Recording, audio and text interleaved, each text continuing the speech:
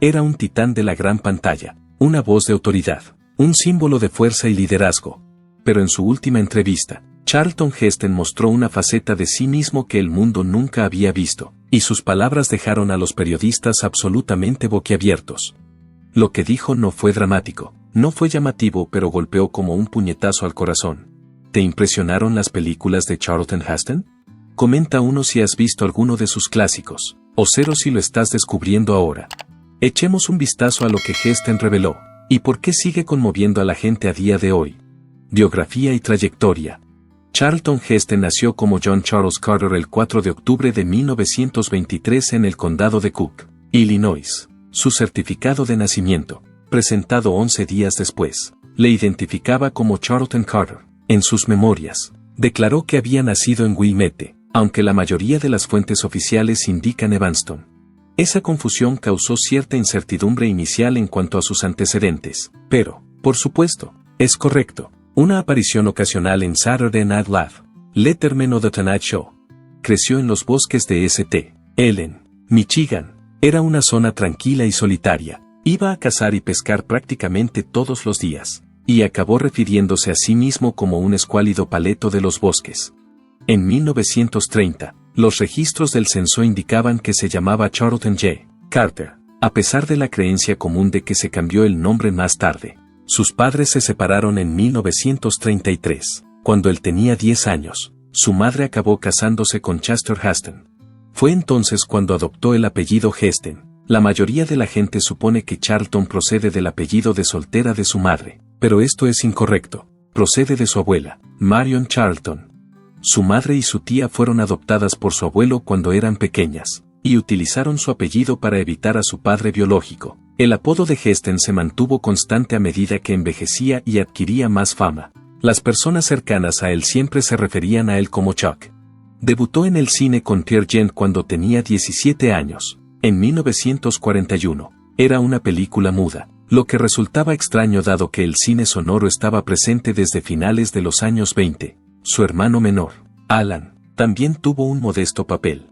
Esta película no era una gran producción, pero sí atrevida. Utilizaba música noruega e intentaba mantenerse fiel a la obra original. Un crítico dijo posteriormente que el silencio le daba un carácter inquietante. Incluso Charlie Chaplin había dejado el cine mudo para entonces. Los críticos consideraron con frecuencia que este era uno de los papeles menos notables de Heston, aunque fue su primera incursión en el cine. Ese año se matriculó en la Universidad Northwestern. En abril de 1941 conoció a Lydia Clark en una clase de teatro. Era tímido, pobre y trabajaba muchas horas. Manejaba ascensores por la noche y trabajaba en cualquier trabajo que podía conseguir durante el día. A pesar de todo, vio a Lydia, pronto se enamoraron. El 17 de marzo de 1944 se casaron en Greensboro, Carolina del Norte. Estuvieron juntos 64 años, hasta la muerte de él en 2008. Tienen 2 hijos, Fraser Clark Heston y Holly Heston Rochelle, aunque las aventuras cinematográficas les mantuvieron separados. Su conexión siguió siendo fuerte. Heston declaró en una ocasión que se sentía más enamorado después de 9 años de matrimonio que el día de su boda. Su carrera televisiva comenzó el 15 de marzo de 1949, con su aparición en Suspense. Unos meses más tarde, el 15 de junio de 1949, debutó en Studio One. Ese espectáculo le dio la oportunidad de interpretar papeles difíciles. Interpretó a Edward Rochester en Jane Eyre el 12 de diciembre de 1949. Interpretó a Heathcliff en Cumbres Borrascosas el 30 de octubre de 1950. También interpretó a Macbeth el 22 de octubre de 1951. Estos puestos le ayudaron a desarrollarse. La CBS proporcionó a Studio One más dinero y mejores decorados que a otros programas. Algunos observadores creyeron que Heston estaba rígido al principio, pero otros destacaron su presencia y su potente voz. Destacó. En 1955, el programa recibía unos 500 guiones cada semana. Heston se estaba convirtiendo en un actor serio. Cuando Barry Dedes dice eso, asumes que es verdad. Pero creo que me he ganado este premio por hacer tareas que mucha otra gente también hace. Sin embargo, como soy actriz, me fotografían siempre que las hago. En 1950 emprendió 2 importantes iniciativas. Una fue una adaptación cinematográfica de bajo presupuesto de Julio César, en la que interpretó a Marco Antonio. Fue el único actor remunerado de la producción de Chicago. La dirigió David Bradley, un amigo de la infancia. Su gran salto a Hollywood se produjo en Dark City. Interpretó a Danny Haley, un furioso jugador que regentaba un corredor de apuestas clandestino.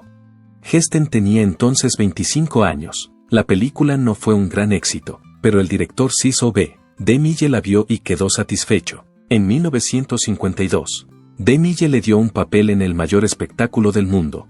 Heston interpretó a Brad Braden, un severo jefe de circo con un lado tierno oculto. Los críticos opinaron que daba al personaje una dureza similar a la de Bogart. La película ganó el premio a la mejor película en los Oscar. Viaje a Hollywood. Ese papel demostró la capacidad de Heston para dirigir una gran película. En 1954, apareció en 2 películas de aventuras. La primera se titulaba La jungla desnuda. Interpretó a Christopher Lennigan, propietario de una plantación que se enfrenta a una plaga de hormigas soldado mientras lidia con un matrimonio tenso. El director Baron Haskin produjo efectos innovadores para las secuencias de las hormigas. La crítica alabó la sorprendente representación de la tensión sexual entre Heston y la coprotagonista Eleanor Parker. A continuación, Heston viajó a Perú para rodar Secretos de los Incas. Fue la primera gran película de Hollywood que se rodó en Machu Picchu. El equipo estaba formado por 16 personas y trabajó con 500 extras locales.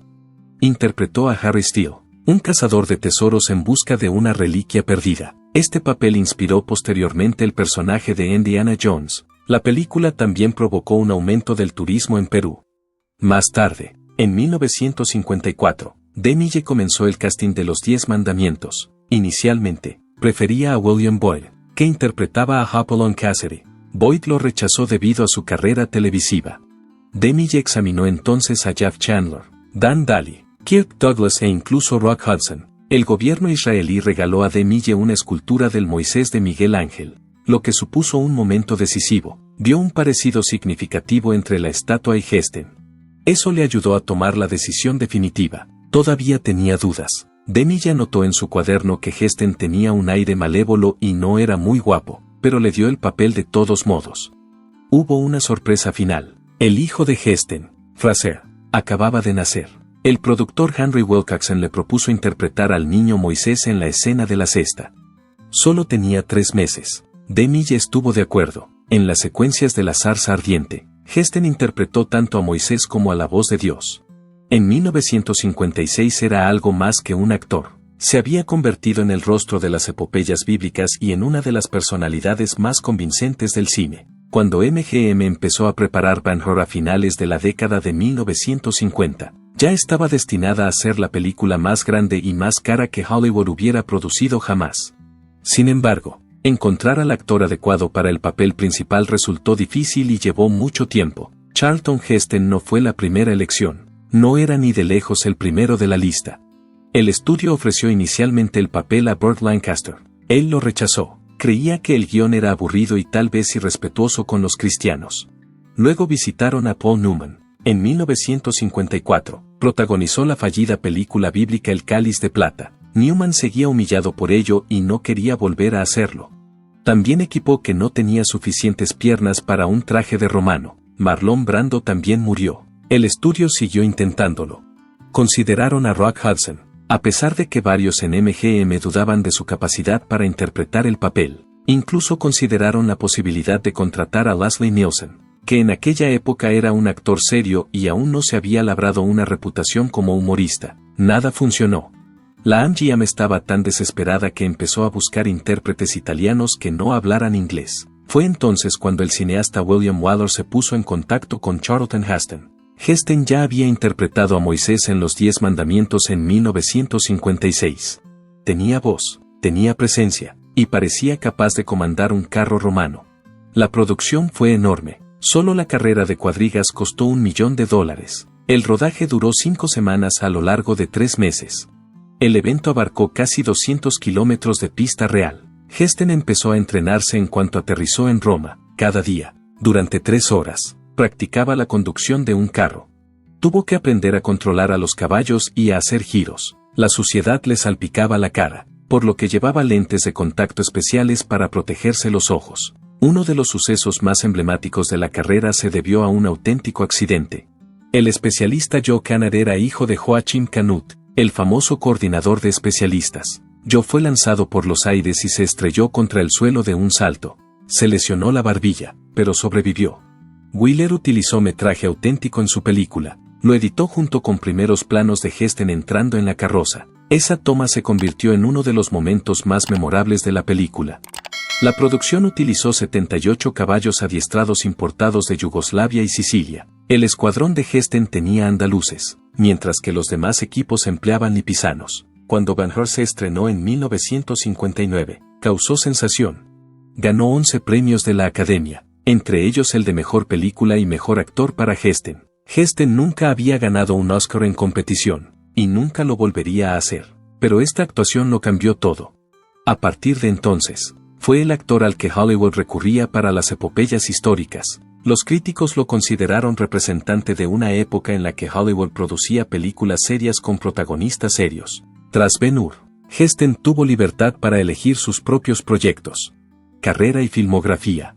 Interpretó el papel de El Cid en 1961. Interpretó el papel de Miguel Ángel en la producción de 1965 de La Agonía y el Éxtasis. Representó el papel de Juan el Bautista en la narración más épica jamás contada en el mismo año. Según Roger Ebert, Heston es responsable de al menos 3 películas que prácticamente todo el mundo ha visto alguna vez en su vida. Estas 3 películas son El planeta de los simios, Ben-Hur y Los 10 mandamientos. Por otro lado, a pesar de todo este éxito, Heston tomó ciertas decisiones inesperadas. En 1960, declinó protagonizar la película Let's Make Love, una gran producción de estudio protagonizada por Marilyn Monroe. Sin embargo, optó por actuar en Broadway. Laurence Olivier, que dirigía una obra escrita por Van W. Levy y titulada The Tumbler, era alguien con quien le interesaba trabajar. Cuando se estrenó en Boston, la obra tuvo un comienzo difícil. Después se trasladó a Nueva York, donde permaneció clausurada en febrero de 1960. Tras solo 5 representaciones, los de la revista Time la describieron como bastante pomposa. Fue una catástrofe estrepitosa. Sin embargo, Heston declaró que había merecido la pena. En el transcurso de 6 semanas, pudo adquirir de Olivier más conocimientos de los que hubiera podido adquirir por sí solo, declaró al escritor Joe Hyams. Más tarde, ese mismo año, colaboró con Gary Cooper en la película El naufragio del Mary Dear. La novela de Hammond Ennis sirvió de inspiración para esta historia marítima de suspense. Al principio, la trama estaba rodeada de misterio, pero a mitad de la misma se había transformado en un drama judicial. El cambio de tono no fue bien recibido por la crítica. La conclusión fue considerada el elemento menos sólido por uno de los críticos. Aún así, la película fue rentable. Según las cifras de MGM, la empresa recaudó $1.165 millones en Estados Unidos y Canadá, y $1.65 millones en otros países. Debido a que se produjo con un coste de $2.6 millones, generó un modesto beneficio de $200.000. Sin embargo, no estuvo a la altura de las expectativas del estudio. Posteriormente, Heston declaró que el guión no era capaz de transmitir adecuadamente la intensidad de la novela. Además, reprochó al cineasta Michael Anderson que las secuencias del juicio no estuvieran bien ejecutadas. Su regreso a la épica se produjo en 1961 con el estreno de El Cid. La película se rodó en España a lo largo de 9 meses, y se hizo famosa por los acontecimientos que tuvieron lugar detrás de la cámara. Heston y Sophia Loren, protagonistas de la película, apenas se soportaban. La industria era plenamente consciente del desprecio que sentían el uno por el otro. En la película, tenían una conexión convincente, pero entre bastidores, siempre estaban peleados el uno con el otro. En una ocasión posterior, cuando el productor Samuel Bronstein intentó reunirlos de nuevo tras el declive del Imperio Romano, Heston declinó la oferta. Debido a esta decisión, Bronstein tuvo dificultades. Otros opinan que contribuyó a la desaparición financiera del estudio. Suelen ser los patriotas los primeros en acudir a la llamada en tiempos en que la libertad tiembla bajo la sombra helada de un peligro real. El Cid obtuvo un gran éxito de taquilla. Eran trajes auténticos, las armas de fuego eran auténticas, incluso las tropas españolas participaron en el evento como extras. Gracias a su éxito, Bronstein amasó una fortuna que luego utilizó para financiar otras películas épicas. Sin embargo, Heston empezó a tener una sensación de confinamiento. Su papel era el de Moisés. Ben-Hur era un papel que ya había interpretado. En este punto, Él estaba retratando otra figura histórica. Le preocupaba no poder escapar de estos papeles por el resto de su vida. El planeta de los simios, que Charlton Heston protagonizó en 1968, supuso un importante punto de inflexión en su carrera. Alteró tanto la apariencia como la sensación de la ciencia ficción. El maquillaje del simio fue una tarea realmente difícil. Aplicarlo podía llevar hasta 7 horas, y quitarlo, hasta 3. Los actores tenían que empezar sus turnos a las 2 de la mañana y actuar hasta las 10 de la noche. Goma espuma que permitía respirar a la piel y una pintura particular que no obstruía los poros fueron las soluciones que el maquillador John Chambers ideó para atajar el problema. El primer día de rodaje fue el 21 de mayo de 1967. Se informó a la prensa de que el estudio se había gastado $345,000 en cosméticos, pero en realidad fue $1 millón. El rodaje fue una experiencia difícil, en medio de un calor abrasador. Los actores se pusieron prótesis completas. Para no estropearse el maquillaje, sorbían sus comidas líquidas con pajitas. Sin proponérselo, se dispusieron en grupos según las especies de simios. Los gorilas se sentaban unos junto a otros. Un orangután con otro orangután. Leon Chamroy, el director de fotografía, construyó un trineo de metal para filmar a los astronautas deslizándose por las colinas. En la misma época, un artículo satírico publicó afirmaciones falsas sobre Bradley Heston. Durante el mes de mayo de 1967, se afirmó que invitó a una tramoyista a cócteles y le hizo comentarios indeseados. Incluso se bromeaba con el hecho de que ella soñaba con Heston vestido de simio. El relato era una obra de ficción.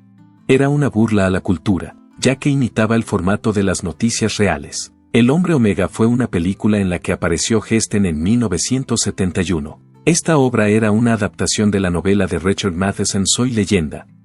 Heston interpretó el papel de un hombre aislado del resto del mundo por una pandemia, en Estados Unidos y Canadá. La película recaudó un total de $8 millones.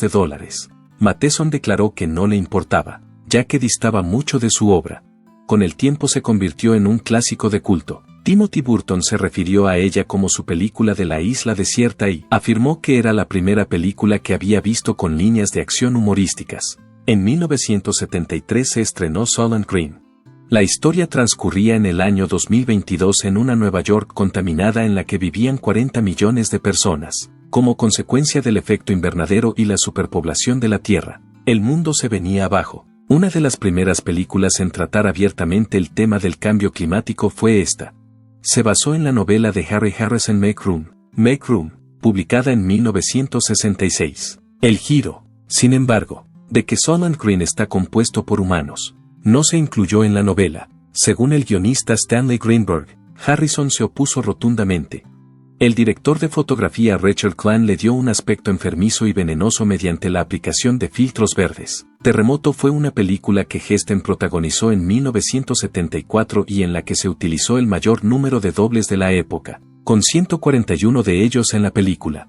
A los 50 años, Heston siguió haciendo muchas de sus propias escenas de riesgo, para simular los efectos de los terremotos reales. El sistema de cámara sacudía toda la imagen. Los miembros del equipo estaban a pocos centímetros de bloques de hormigón de 6 toneladas cada uno.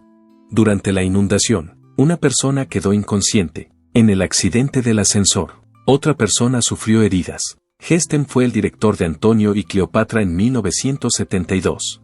Era el proyecto de su vida. Aunque tenía en mente a Orson Welles para dirigirla, acabó haciéndose cargo cuando Welles declinó. La película fue vapuleada por la crítica. La batalla naval parecía una producción barata, ya que utilizaba metraje reciclado de Ben-Hur. Heston evitó el ritmo y en su lugar se centró en hacerse extensos primeros planos. La película fue un fracaso y nunca volvió a estrenarse. Trayectoria política e impacto.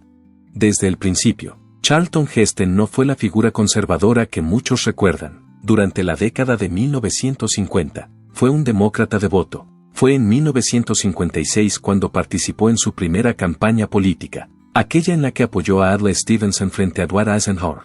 Heston siguió activo, a pesar de la derrota de Stevenson. En 1960, fue un gran partidario de John F. Kennedy y celebró su victoria. Cuando comenzó la década de 1960, Heston se había convertido en algo más que un simple defensor de la causa. En realidad, pasó a la acción. En una época en la que la mayoría de los artistas permanecían en silencio, comenzó su labor en el campo de los derechos civiles. Junto con el Dr. Martin Luther King Jr., Heston participó en una marcha en Washington el 28 de agosto de 1963 y no permaneció en segundo plano en ningún momento. Ese día en particular, él era el líder del grupo artístico. En el Lincoln Memorial, asistieron alrededor de 250,000 personas. La Asociación Nacional del Rifle quisiera presentar al señor Charlton Heston, su primer vicepresidente, a las damas y caballeros de la asociación. Posteriormente, Heston afirmó que fue el acontecimiento más significativo de la historia de la lucha por los derechos civiles. En su opinión, la marcha fue esencial para facilitar la aprobación de la Ley de Derechos Civiles en el Congreso al año siguiente, teniendo en cuenta que Heston había interpretado a Moisés en la película Los 10 Mandamientos tan solo 7 años antes. Su comparación del Dr. King con el Moisés del siglo XX fue muy acertada. King con el Moisés del siglo XX caló hondo en el público. Aunque era consciente de que sus acciones podían ser perjudiciales para su carrera, no se echó atrás. Una vez mencionó que había marchado por los derechos civiles junto al Dr. King en 1963. King en 1963, mucho antes de que Hollywood lo considerara aceptable. Para él, la democracia solo podía funcionar correctamente si sus ciudadanos tomaban partido por ella. Parafraseando sus palabras, si crees en la democracia, debes creer también en su funcionamiento. Las opiniones de Heston, por otra parte, no permanecieron estáticas. Tras los asesinatos de Dr. King y Robert Kennedy en 1968, abogó por un control más estricto de las armas. Afirmó que el Congreso no estaba haciendo lo suficiente y expresó su deseo de que se impusieran restricciones más estrictas a los rifles, escopetas y pistolas. Pero con el paso del tiempo, fue progresando. En 1972, mientras trabajaba en la película The Omega Man, sus perspectivas empezaron a cambiar. A finales de la década de 1990, se hizo miembro de la Asociación Nacional del Rifle. En 1997, se convirtió en miembro de la Junta Directiva de la Asociación Nacional del Rifle. En el año 1998, fue elegido para el cargo de presidente. Durante su presidencia, el número de miembros de la Asociación Nacional del Rifle superó los 4 millones. Mientras estaba en el escenario de la conferencia de la Asociación Nacional del Rifle en Charlotte en el año 2000, levantó un arma de fuego por encima de su cabeza. En mis palmas heladas y sin vida, pronunció las palabras que desde entonces se han convertido en leyenda. Fue un punto de inflexión importante, durante un periodo en el que los demócratas se retiraban del debate sobre el derecho a las armas. Heston emergió como la personalidad pública del movimiento. Creía que el cambio en el apoyo a la segunda enmienda era algo que estaba muy cerca de convertirse en una promesa cumplida. Lo consideraba un triunfo para la causa de la libertad individual. Un impresionante discurso fue pronunciado por él en la Facultad de Derecho de Harvard en el año 1999. Era el 16 de febrero. Era una sala muy concurrida. Según Heston, los estudiantes pertenecían a la generación más silenciada políticamente en los Estados Unidos de América desde el comienzo de la Revolución. Como muestra de temor, argumentó, su silencio era significativo. En la década de 1960, habló de cómo los individuos utilizaban etiquetas como negro y negro mientras participaban en las marchas. Estos términos idénticos, sin embargo, ya no están permitidos en el discurso. He declarado que no deseo escribir un libro en este momento. No hace mucho completé la venta del último. Declaré que iba a hacer una película en este momento. No, respondió. Él me informó del título, y yo respondí diciendo, oh, me has pillado. Es cierto, tenía la impresión de que era una indicación de que ya no se permitía hablar libremente a los individuos. Durante el discurso, se refirió a ello como ganar la guerra cultural. Advirtió que una vez que se instruye a los individuos sobre lo que deben decir, es mucho más sencillo instruirles sobre lo que deben conseguir. De la misma manera que hizo el Dr. King, empujó a los estudiantes a resistir la presión que se estaba ejerciendo. Según él, las protestas no violentas seguían siendo importantes. Entonces surgió un momento que nadie había previsto. Heston reveló en agosto de 2000 que había ingresado en un centro de rehabilitación a principios de ese año. Permaneció en un centro de Utah desde finales de mayo hasta mediados de junio. Tenía 76 años. Según declaró al National Enquirer, había dejado de beber whisky hacía muchos años, pero había desarrollado el hábito de beber una cantidad excesiva de vino blanco. Bebía cuando viajaba y cuando asistía a cenas. Aunque afirmó que no arrastraba las palabras ni tropezaba, Era consciente de que se había convertido en un problema. Su portavoz, Lisa Di Matteo, declaró que su agenda era un factor que contribuía al problema, mientras dirigía la Asociación Nacional del Rifle y abogaba por George W. Bush. También presentaba la obra Love Letters con su esposa Lydia. Según Heston, las severas críticas que le dirigieron los críticos londinenses tras su actuación en el West End le afectaron mucho. Por otra parte, fueron su mujer y sus hijos quienes acabaron convenciéndole para que buscara ayuda. El 17 de marzo de 1944 se celebró la boda entre Charlton y Lydia en Greensboro, Carolina del Norte. En ese momento, estaba a punto de partir con el cuerpo aéreo hacia las Islas Aleutianas. Predijo que el matrimonio continuará durante 64 años. Se gastaron en ello.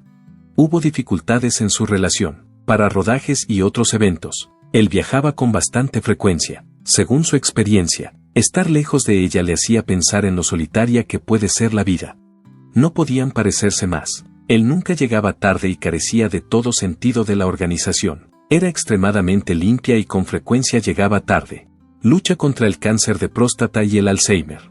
Circulaban rumores sobre engaños y conflictos, que iban y venían. Todo fue rechazado por Heston. Desde que tenía 17 años, dijo que había adorado a Lydia. Nunca tuvo intención de poner en peligro su matrimonio. Se les enseñó a gestionar las peleas. El reglamento estaba en vigor. Nunca te vayas a dormir antes de intentar resolver un desacuerdo. En 1998, mientras le operaban de la cadera, los profesionales médicos hicieron un descubrimiento, que Heston padecía cáncer de próstata. Tenía 73 años. El diagnóstico fue una sorpresa, pero no llegó demasiado tarde. Afirmó que no era ni remotamente peligroso. A pesar de ello, tuvo que tomar una decisión. Su terapia se pospuso para que pudiera terminar de rodar y mostrar su apoyo a los candidatos republicanos en las elecciones de 1998. Finalmente, empezó su terapia. Se le administraba radioterapia 5 días a la semana. A las 7 de la mañana acudía a sus sesiones de tratamiento. A continuación, se dirigió a su lugar de trabajo. Por aquel entonces estaba trabajando en la película Town and Country junto a Diane Keaton y Warren Beatty. No perdió ni un segundo. En 2001 declaró que se había curado del cáncer. Cuando Charlton Heston apareció en una película el 9 de agosto de 2002, estaba solo, hablaba con calma, su mirada estaba intensamente concentrada. A la edad de 77 años, el actor que había interpretado anteriormente los papeles de Moisés y Ben-Hur dijo algo que era notablemente más personal que cualquiera de sus papeles. Estoy ejerciendo uno de los derechos que me legaron aquellos viejos y sabios blancos responsables de la creación de este país hace siglos. Según el diagnóstico, presentaba síntomas compatibles con la enfermedad de Alzheimer. Exactamente 2 días antes, el 7 de agosto, el mensaje de video se había grabado en un entorno privado, lejos de las miradas indiscretas del público y la prensa. Más tarde, su publicista Lisa Powers explicó por qué. Se esforzaba porque la redacción fuera perfecta. Desde el principio hasta el final, deseaba hablarlas él mismo. No había nada en el telón de fondo. Era un encuadre muy ajustado. La influencia de la presencia de Heston seguía siendo fuerte. En cambio, esta vez no había guión, ni público, y simplemente la realidad.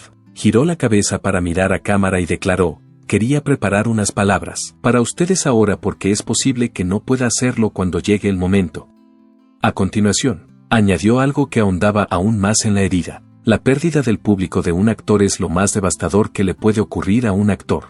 Soy capaz de dividir el Mar Rojo, pero soy incapaz de separarme de ti.